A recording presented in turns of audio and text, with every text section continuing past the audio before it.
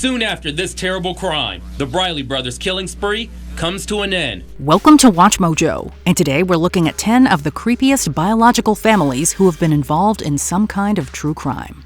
My two little sisters right now are chained up. They're chained up? Yes. Where are they chained up at? On the bed.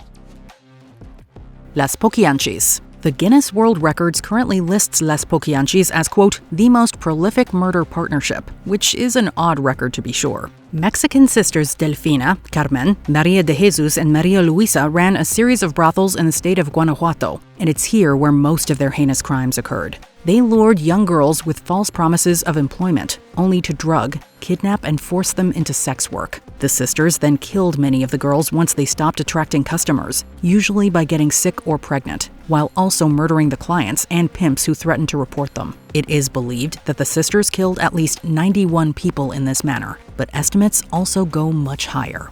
The Tromp family disappearance. The police also noted that there had been no previously diagnosed mental health problems among the family members, and none of them were taking drugs.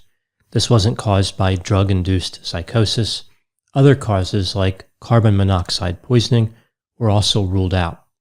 So what could have been happening in a situation like this? On August 29, 2016, Mark and Jacoba Tromp, along with their 3 adult children, abandoned their Australian farm, leaving behind valuables like their passports, credit cards, and cell phones. However, the trip rapidly deteriorated, with Mark convinced that someone was tracking or threatening them. By the end of the trip, 2 of the children had returned home. One was found in a near catatonic state in the back of a stranger's truck in Goulburn. Jacoba was found disoriented in Yass, and Mark was found dehydrated near Wangaratta Airport. To this day, no one knows what happened to the family or why they became so scattered, but some mental health professionals consider their case a rare but compelling example of shared psychosis. Another possibility is that the father became psychotic, the mother then joined in, again, maybe with something like folie à deux, and it was like a domino effect. Once the 2 of them were both talking about these people who were trying to rob them, the 3 adult children became convinced of the threat because both of their parents were saying the same thing. The Harpe brothers. Big and little Harpe, robbers and murderers. The earliest documented serial killers in American history are actually 2 brothers, or maybe first cousins. History isn't really sure. They are Micajah and Wiley Harpe, or Big and Little Harpe, respectively. These 2 brothers terrorized the American South in the late 18th century, often robbing and murdering settlers around the Appalachian Mountains. The Harpes killed indiscriminately, and their murders were said to be of a heinous nature, often involving extreme brutality and mutilation. Micajah even murdered his own daughter after growing annoyed by her constant crying. They are thought to have killed between 40 and 50 people, but their crimes ultimately caught up with them. Micajah was killed by a posse, and Wiley was caught and executed. I'm executing sentence now, and he's hanging under color of law. You and your partner plan on making Deadwood, Marshal. Do not try for this scaffold. The Ramsays. The murder of 6-year-old JonBenét Ramsay captivated the nation and put her family under the microscope, with many speculating that her father, mother, brother, or all 3 were involved in her killing. The death of JonBenét Ramsay is one of the most infamous cold cases in modern American history. Ramsay was found dead in her family home on the morning of December 26, 1996, the result of obvious foul play. Her murder was blamed on a failed kidnapping, but many have long suspected the Ramsays themselves. 2 competing theories lingered for years. Did an intruder break in and kill? Or were the Ramsays themselves somehow responsible? The ransom note was handwritten using pen and paper from inside the house, and many suspect JonBenét's mother Patsy of being the author. There were also no signs of forced entry, and the Ramsays were reluctant to speak with police, fueling intense suspicion. Even though they've been exonerated of JonBenét's death, the family's behavior remains unsettling, and many believe that they staged the scene to cover up her accidental death. I remember the casket was small and her eyes were closed. I think one of her eyes was a little bit like droopy or something. I thought that was weird. How did you feel seeing her? A lot of sadness. I don't think I really fully grasped. Just like, after this, I won't see her again. The Sawney Bean clan. A census taker once tried to test me. I ate his liver with some fava beans and a nice Chianti. The legend of Sawney Bean is one of the most gruesome and enduring tales in Scottish folklore, although there is considerable debate over its authenticity. The clan supposedly consisted of over 40 family members, all of whom were descended from Sawney and bred through continued incest. The depraved family lived in a coastal cave on Benane Head and ambushed travelers on remote roads before taking them back to their cave, butchering them, and eating their remains. Most serial killers keep some sort of trophies from their victims. I didn't. No, you ate yours. The Beans allegedly killed and ate over 1,000 people throughout the 16th century before attracting the attention of King James VI, who found the Beans and had them all executed. The story persisted throughout the centuries, eventually serving as the main inspiration for The Hills Have Eyes. Baby's fat. You fat. Fat and juicy. The Turpins. I live in a family of 15, okay? Can you hear me?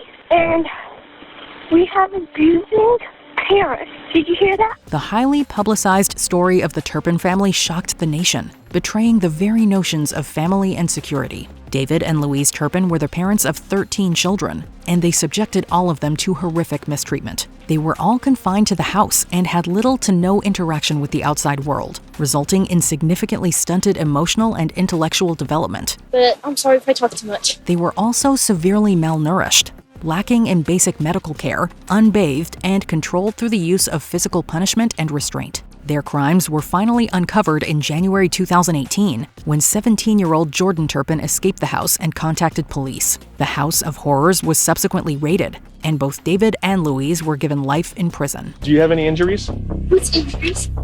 Are you hurt? Oh, no, not right now. Fred and Rose West. 25 Cromwell Street in Gloucester has become one of the most infamous addresses in Britain. For 20 years, Fred and Rose West quenched their appetite for sex and murder inside this house of unimaginable horror. One of the most notorious true crime stories in British history is that of Fred and Rose West in Gloucestershire. The married couple acted in tandem, and between the late 60s and late 80s, they kidnapped and murdered at least 12 known victims. Among the deceased were Fred's stepdaughter Charmaine, who was killed by Rose West, and the couple's biological daughter Heather, who was supposedly murdered after growing suspicious of her parents. What it brought to light was a family joke. And the family joke was a simple one. You better watch out, because if you don't shut up and stop causing your dad or your mum any trouble, you'll end up like Heather, 2 down and 3 across in the patio. The Wests would kidnap and imprison their victims in their Gloucestershire home and subject them to horrific abuse before murdering them and burying their remains in the garden. Luckily, their horrific crimes were uncovered while police were investigating the disappearance of Heather. They were brought down by their daughter after all. And of course, at that stage, it wasn't about serial killing, it was about Heather. But of course, the thing unraveled pretty quickly with the excavation. The Briley brothers. The Briley brothers tie up the couple, clean the home of all valuables, and douse each room with kerosene before setting the structure on fire. Quickly driving away from the area, the men are not around when the Henrico couple escape the fire, making them the sole survivors of the Briley brothers' killing spree. Richmond, Virginia was subjected to a horrible crime spree throughout much of 1979, in which at least 12 people were targeted and killed. The perpetrators were brothers Linwood, James, and Anthony Briley, along with their mutual friend Duncan Meekins. Their sadistic 7-month spree throughout Richmond involved arson, robbery, home invasion, sexual assault, and murder. Their methods involving tools like cinder blocks, scissors, and forks. The final murders take place at this home behind me in the 2300 block of Barton Avenue. The Briley brothers walk up to longtime neighbor Harvey Wilkerson, his pregnant wife, and their 5-year-old son. And this would be the last time anyone will see them alive. The victims were also completely indiscriminate, ranging from young to old, from elderly women to young disc jockeys. However, Meekins eventually flipped and helped authorities apprehend the Briley brothers. Linwood and James were executed, and Anthony is currently serving a life sentence in the Lawrenceville Correctional Center. Brother says you're innocent, are you? We are innocent. We haven't committed no crimes. We never have committed none. I'm innocent of everything that was done in Virginia. Excuse me. Why do you have your face covered? Because I don't want to see you. The Gang of Amazons. It's not rare for family men to be serial killers, but it is quite rare for entire families to be serial killers. That's the case with the so-called Gang of Amazons from Russia. The gang consisted of matriarch and leader Inessa Tarvyardieva, her husband, Roman Podkapayev, and their 2 children. Also involved were Roman's sister Anastasia, who stored stolen goods, and her husband Sergei, a police officer who fed the family inside information. Together, they robbed and killed between 10 and 30 people, with many of their victims being remote travelers in rural and unguarded locations. However, the house of cards collapsed when Roman was shot and killed by the police. The rest of his family received lengthy prison sentences. Before we continue, be sure to subscribe to our channel and ring the bell to get notified about our latest videos. You have the option to be notified for occasional videos or all of them. If you're on your phone, make sure you go into your settings and switch on notifications.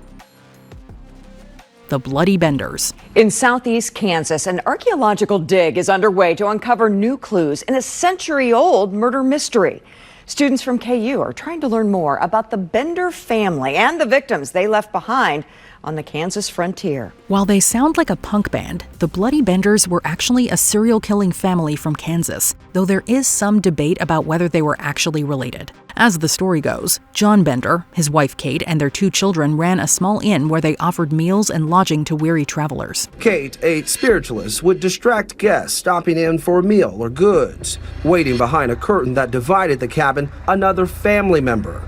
They would bludgeon the victim across the head with a hammer, ultimately slitting their throat for the victim to bleed out in the cellar below. Their bodies were then buried in the garden of the inn. Authorities were eventually drawn to the Benders following numerous reports of missing travelers, but when they arrived at the inn in 1873, they found nothing but a bloody cellar. The family had fled into history, and their fates remain unknown. That extensive search wouldn't lead to justice. The Benders were long gone before a search of their property uncovered up to 8 bodies, all men buried naked, face down. One with an infant daughter who was likely buried alive. Which case do you find the most unsettling? Let us know in the comments below. This family is sick.